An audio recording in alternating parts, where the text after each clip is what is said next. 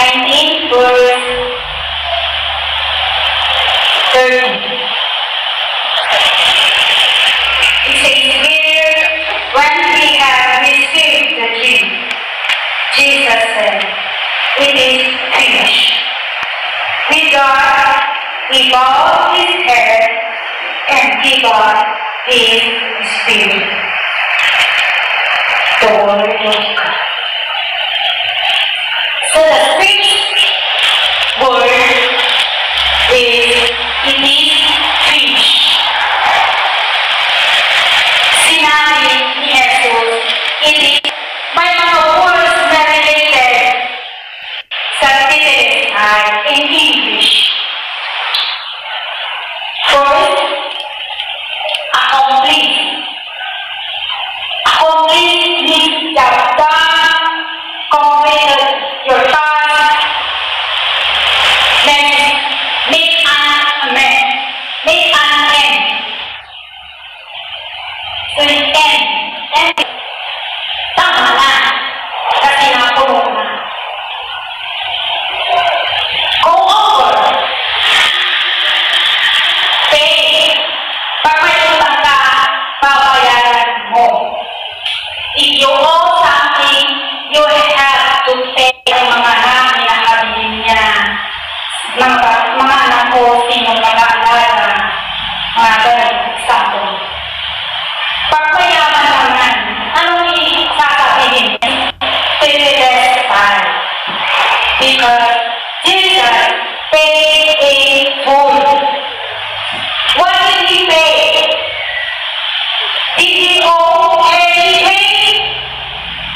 Meron ba ng hirap? Meron ng pagkakautang na dapat mong bayaran? Ano yun? No. O, ikaw, tayo. Tayo. Tayo yun. Jesus paid our sin. Your sin, my sin, but he paid full. Hindi niya tinawag ng installment. Pwede installment. Diba tayo pag namumutang tayo, installment naman. Pwede 50-50. 50 ngayon, bukas 50. Ganon. Hindi. Inayaran na yun in full. Not in cash, but life. He used his life to pay our sin. Why did Jesus sacrifice his life? Can you sacrifice your own life for others? Can you do the same? Magkapatid nga dyan minsan, mura yung kapsakit. Napakaservis ng tao, diba? Kahit kapatid mo minsan, ayaw, kaya minor business.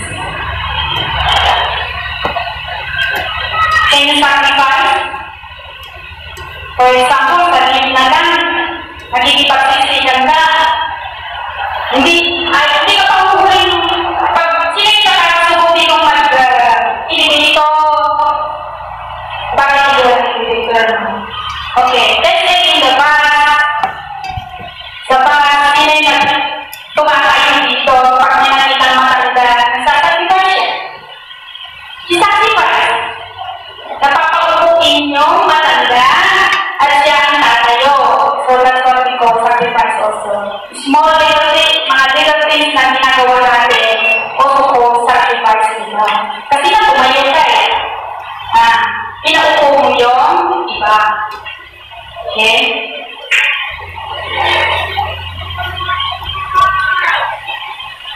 Pag may nagbibigay ng mga ayuda, oy, anak pa ube. Papanak ka. Tsak kasi mawalan. Ay, takaya. Wala ko po iba. Nagtutukal na. Nagtutukal taray. Unahan ka.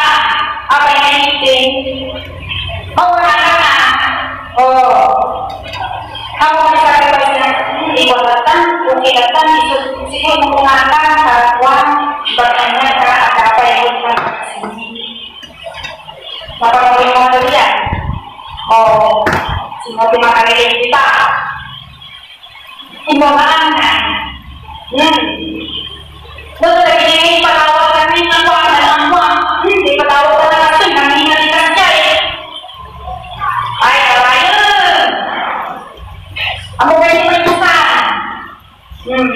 Dapat ka na ang mga kauwi. Amo pwede pa bata. Sika na patigid na.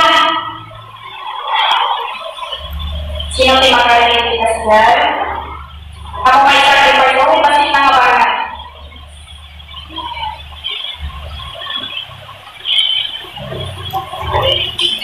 Sacrifice ka Sunday.